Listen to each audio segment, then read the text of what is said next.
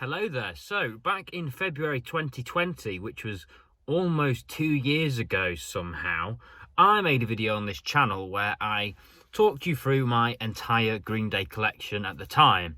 This included posters, keyrings, memorabilia, vinyl records, CDs, basically anything I owned that was Green Day related. But one part of that video I felt like I hadn't explored too much was the CDs. Now, I always keep the CDs in my car because that's where I'm going to listen to the most, right? Most people don't own a CD player anymore.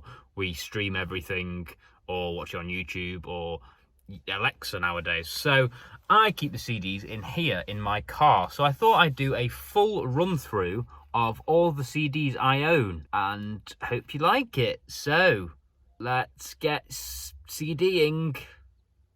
Now, I won't lie, I don't have the biggest car in the world, so I don't have a lot of room to maneuver. And yes, that was a car pun. Also got some spare running shoes down there and a little turtle. Don't judge my car.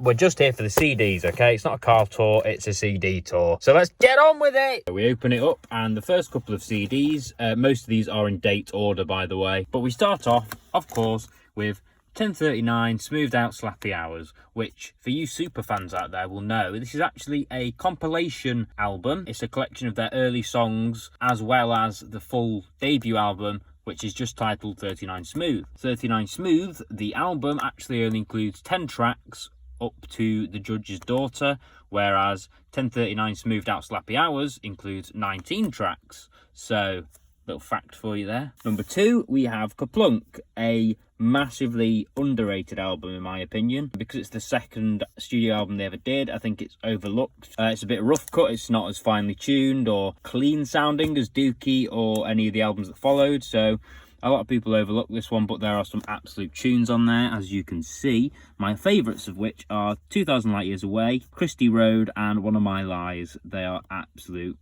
bangers! Turning over now, you will immediately notice duplicates. Yes, 2 copies of Dookie. I wonder if you can tell which one I played more.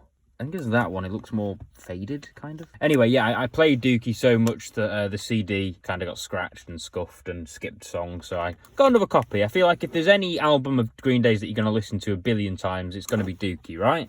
So, yeah, Dookie, obviously, their breakout album, third studio album, fucking banger of an album. It was the one that put them on the maps. It was the one that changed punk rock forever. And it is also just an absolute banging album. So, yeah, no wonder I played this one to death. Moving on, we have Insomniac, the 4th studio album. Bit darker, bit of a darker tone than the previous albums. Green Day had a lot of anger at the time.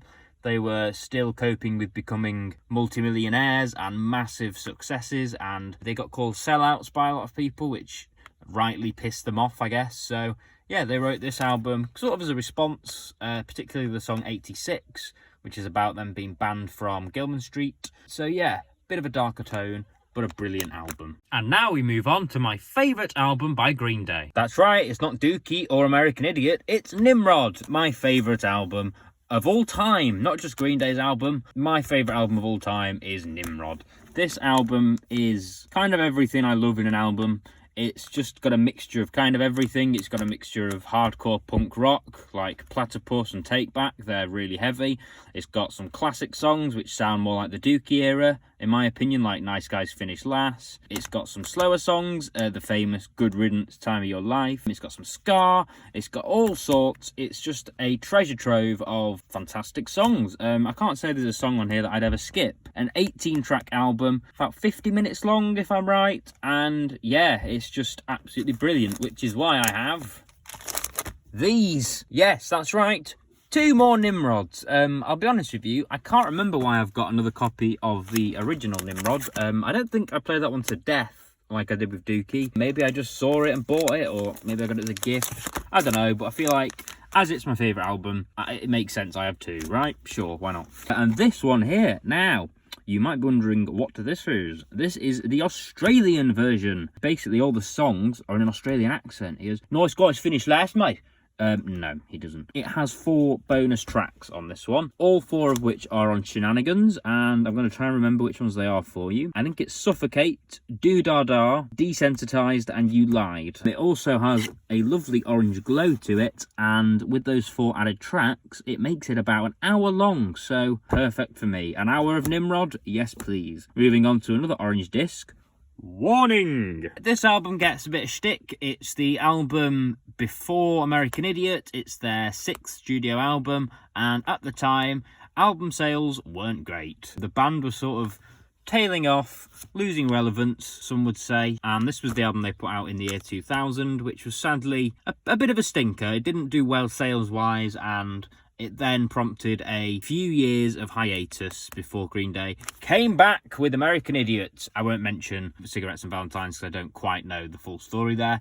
But yeah, this album got a bit of shtick, but I like it. It is different. It does sound quite different to the rest of them. But like Nimrod, it's a bit more of an experimental album. It has a lot of different styles on there, but it does have some bangers once again. Blood, Sex and Booze, Fashion Victim, Castaway, Deadbeat Holiday, Jackass, Waiting. I mean, they're just some bangers, you know? So, yeah, looking back, got a bit of shtick at the time, but Warning, for me, is a very strong album. Now, moving on, this was the live CD that followed Warning. So it was from the tour they did supporting the release of that album, and it is Tune in Tokyo. So it is recordings from the show they played in Tokyo in, I think it was 2000 or 2001, and I think it was their first official live CD that they released. So yeah, very good live CD. So we turn over, and as I say, we are now in the era where Green Day went a little bit quiet. So 2001-2002 era. This was the year after Warning, and the years before American Idiot, which we'll get to. So this was International Super Hits, their first greatest hits album compilation. It includes some songs that were never previously released, including Maria, Pop Rocks and Coke, and Jar. Those 3 songs are absolute bangers in my opinion. Definitely album worthy, but obviously didn't quite fit into any. So they're included on this. It's a 21 track greatest hits, and since then they've obviously released another one, God's Favourite Band, which we'll get to.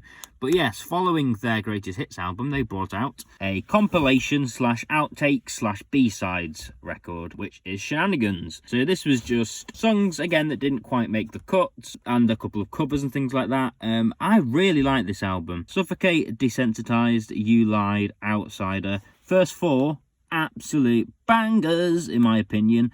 I'm gonna say the majority of the songs on this are really good songs, so I'm a fan of this. I know some people out there don't like this, but for me, yeah, really good. Moving on to whatever this is. So yes, now we reach American Idiot, and I mean, what can I say about this album? If you're fans of Green Day, you know the story of this album. It was essentially their comeback album after a couple of rough album sales previously with Warning. Obviously, Cigarettes and Valentines, don't know if that's true or not, but supposedly they got to work on an album after Warning in 2003, and all of the recordings got stolen, and Green Day had to start from scratch, which is where American Idiot came into it. Whether that's true or not, I don't know. But this album, it changed the world. It changed Green Day. It changed the image of Green Day. It changed the sound of Green Day. It was amazing. It is amazing. It changed rock music forever. If you've not heard this album before, I mean, there's no doubt you've heard at least 2 or 3 songs. I mean, surely. Boulevard of Broken Dreams, Wake Me Up When September Ends, Holiday, you know, there's so many fantastic songs on this album. I mean, there's no surprise that it went down in history as one of the greatest albums of all time. Kind of mad to think it's now 18 years old. Oh, we're all getting old. Anyway, following American Idiot, we have Bullet in a Bible. Now, this is actually the DVD.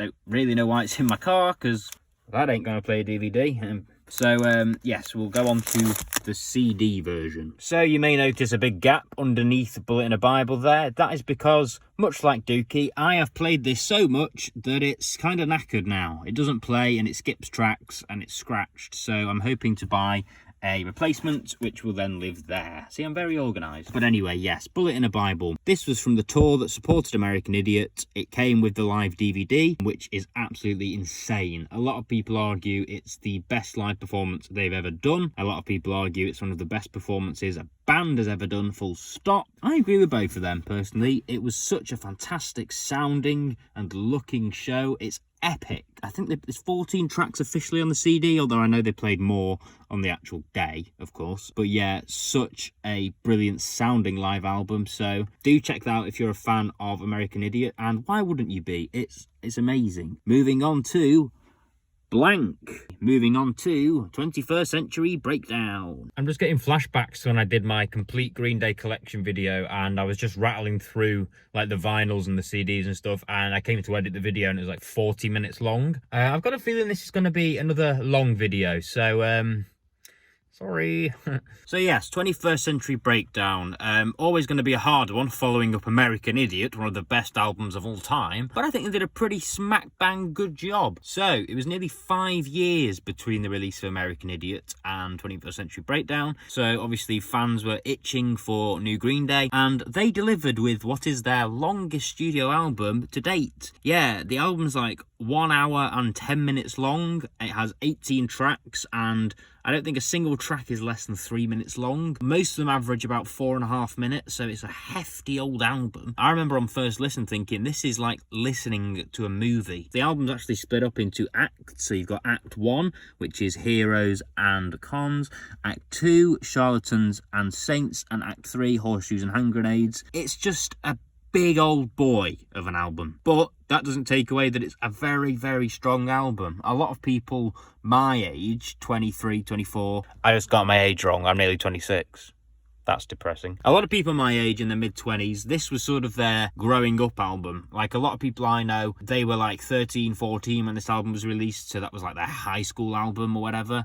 So it has a special place in the hearts of a lot of people my age. I personally didn't get into Green Day till a bit later, but this album is just, yeah, no, it's one of my favourites. Following which we have a live album. This is Last Night on Earth, another Tokyo one. We had Tune in Tokyo, which was the one that followed Warning, and this is Live in Tokyo, which follows 21st Century Breakdown. Only 7 tracks this time, but what I do like here is that they're not all from 21st Century Breakdown. We've got a mixture of the classics. We've got Basket Case, and we've got Geek Stink Breath. So yeah, very good indeed. Third live album, I think. I think it's Tune in Tokyo, Bullet in a Bible, and then this. A slightly different tone here. We've got the original Broadway cast recording of American Idiot. So if you don't know, Green Day went to Broadway with American Idiot. This company, whoever they were, made American Idiot, the album, into an amazing stage show musical. And I've been to see it twice with my girlfriend, once in Bridlington Spa and once in Manchester. It's such a good show. Obviously, I didn't get to see the original run in the USA because I'm not rich. But from what I've seen, it looked incredible. And yeah, the Broadway cast did a recording of the songs from the play and released it in an album. So, of course, I had to get it. This is hefty as well. It's split into 2 parts, just like the musical was. So, you've got Act 1, which ends with Too Much Too Soon, and then you've got Part 2. So, there's 11 tracks on each, 22 tracks in total, and it's a mixture of American Idiot songs, 21st Century Breakdown songs, and I think Good Riddance Time of Your Life's in there, as well as a song that was never released before called When It's Time, which Billy Joe wrote in the early days for AD, I believe. Very good. Now we're back on the live album hype with Awesome as Fuck. So yes, Awesome as Fuck. This is the second live CD to follow 21st Century Breakdown. I showed you Live in Tokyo earlier, but this to me is like the equivalent of Bullet in a Bible, but for 21st Century Breakdown. It's a full show, 17 tracks, over an hour long, and for me, it very closely rivals Bullet in a Bible in sound. It's absolutely fantastic. As you can see here, we have another gap. You know what that means? It means I've played that so much, it's fucked, and once again, that's going to be where the replacement lives. We have entered the trilogy era. You may be wondering where Trey is. I didn't actually dislike it so much, I snapped it and burnt fire to it. No, it's actually in my radio currently. So, we start with Uno. If you don't know the story of the trilogy, basically Green Day released 3 albums at once. Uno, Dos and Trey in the radio, of course. Not actually Trey. If he fit in my radio, that'd be very Very impressive. So I think it was between September 2012 to January 2013 or something. They released these 3 albums every 6 weeks or so. And unfortunately, they didn't get a great reception. And I think that's because they sound different. That to me looks like an Ed Sheeran CD. They sound different. They are more poppy, more sort of light-hearted, not really the hard sort of rock or punk rock we're used to with things like Insomniac or Dookie or things like that. They're very light-hearted and fun, and I don't think a lot of people took to the new sound, and it didn't help that the tour that was meant to support these 3 albums didn't really go ahead, didn't go very well, because Billy Joe checked into rehab for a few years and the tour was cancelled early, so it didn't get a great press, it didn't get a great tour, and the 3 albums didn't go down particularly well, but I personally don't hate them. Demolicious. Now, this is a collection of the raw recordings from the trilogy. Basically, when they were recording the trilogy, they got a lot of rough cuts and things, and they put them on here. But I personally prefer the sound of this to the sound of these. I think they're too polished, too light-hearted, and too poppy for Green Day, whereas that has a rawer sound and sounds a lot like the sort of early 90s stuff, you know. It's not as good lyrically, but it sounds raw and it sounds more rocky. So I take Demolicious over Uno, Dos and Trey any day of the week. Okay, we've now entered the final couple of studio albums, starting with Revolution Radio. So I see this very much as a comeback album. This was released in 2016. This was the first Green Day release that I was a fan for. I started listening to them the back end of 2013, so after all the trilogy things. This was released in 2016, and my God, I was hyped for it. They released Bang Bang as the first single, and Jesus Christ. Listen to something from the trilogy, listen to Bang Bang, and you'll hear the difference. They're back to heavy sounding, more punky sounding music. This is a fantastic album. The fact it followed the trilogy, I think, makes it sound even better. It's a solid album anyway, but the fact it came after those 3 is very impressive. So this is a very strong album for me. Following Revolution Radio, we have the second greatest hits. This is God's Favourite Band. This also has a previously unreleased track, Back in the USA, which, for me, this may be quite controversial, is the last truly great track Green Day have released to date. I'm filming this in January 2022. That was released in December 2017, I believe. It's the last song of theirs that's truly blown me away. As well as that, we have most of the classics, you know. We have Longview, we have Basket Case, we have Holiday, things like that. It's greatest hits. It is what it says. It's got all the best songs on there, plus Back in the USA. So, yeah, a greatest hits album. Moving on to... oh, boy, I have some thoughts on this, boy. So I thought I'd turn the camera back on me for this section. So, we're now talking about Father of All, to date, their latest studio album.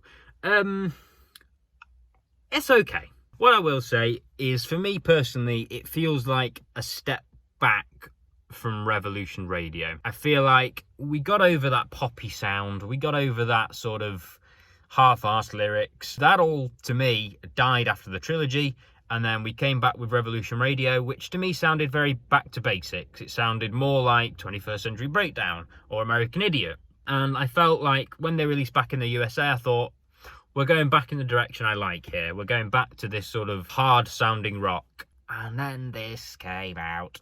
I don't hate it. I want to put that across there. I don't hate this album whatsoever. I don't even dislike the album. I just feel it sounds so different to the direction we were going in. It was like we had the trilogy here, and then we were going back towards Rocky, and then we sort of went back there very quickly. It's okay.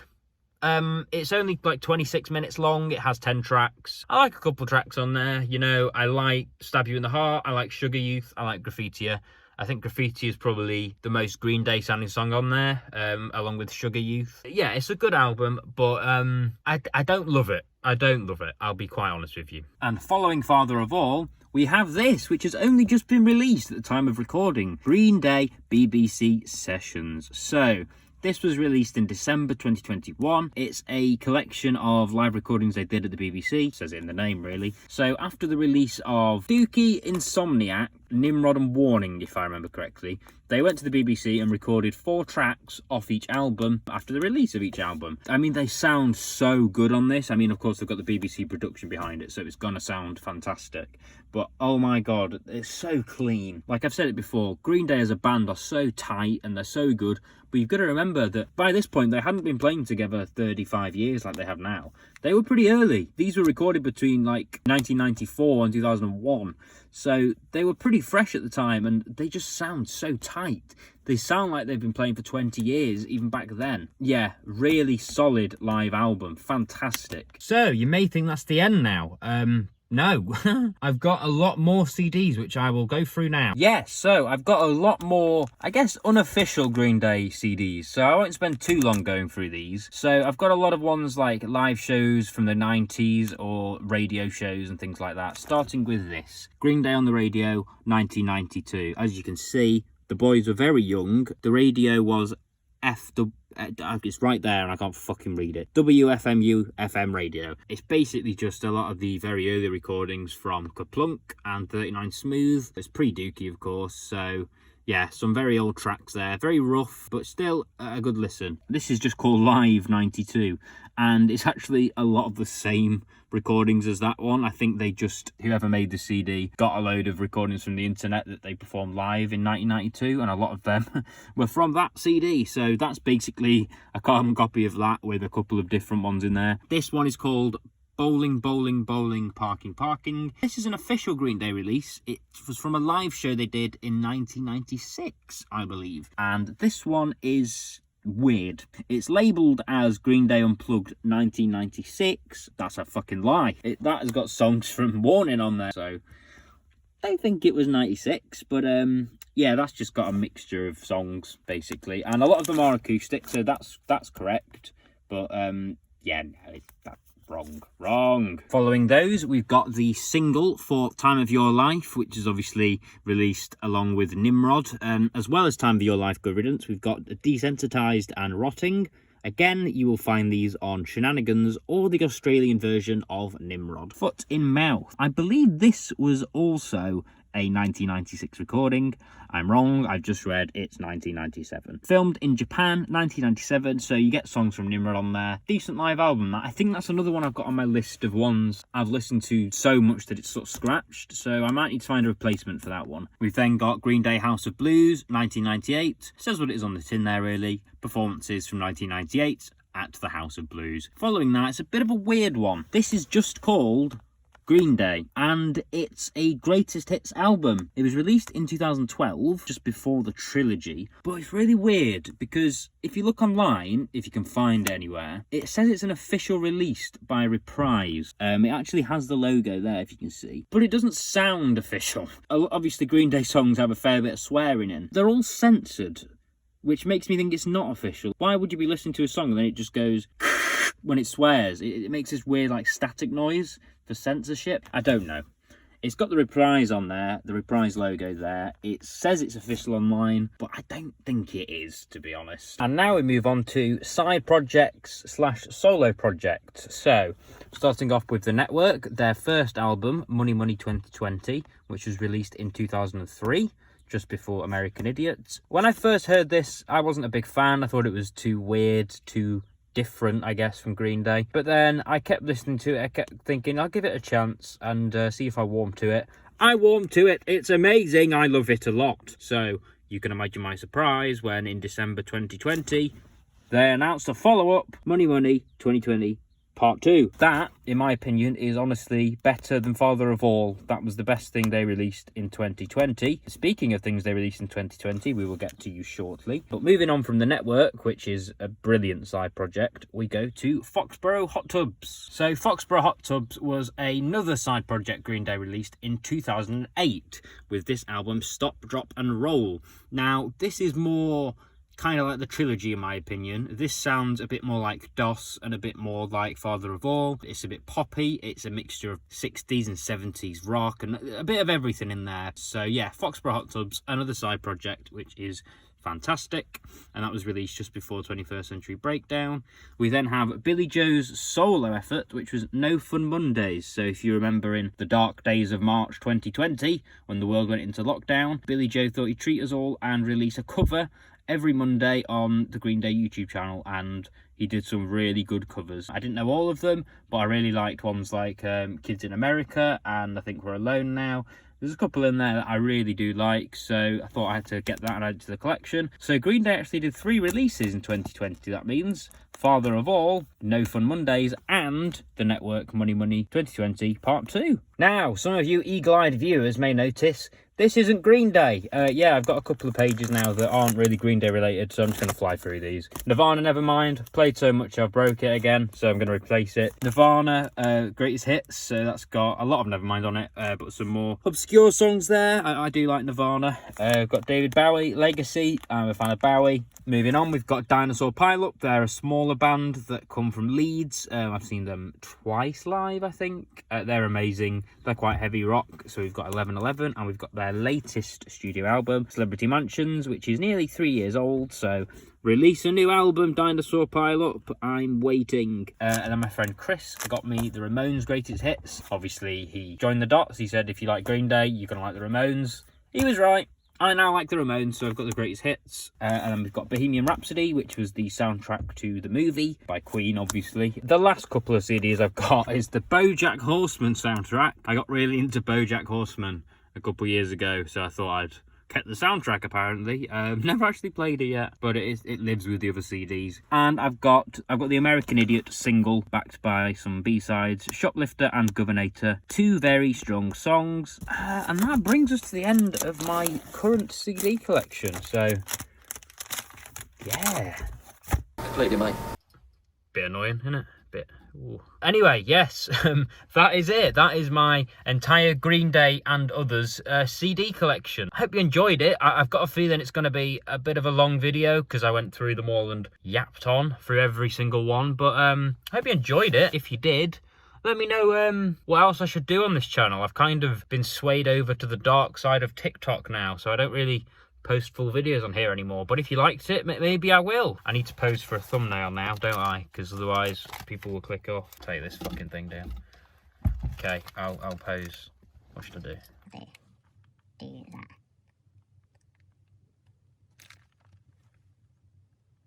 Okay, that was awkward. Yes, please do like, comment, subscribe, do all that lovely stuff, and we'll see what happens. This year's the 9th anniversary for this channel, so maybe I'll do something special. Maybe I won't. Who fucking cares?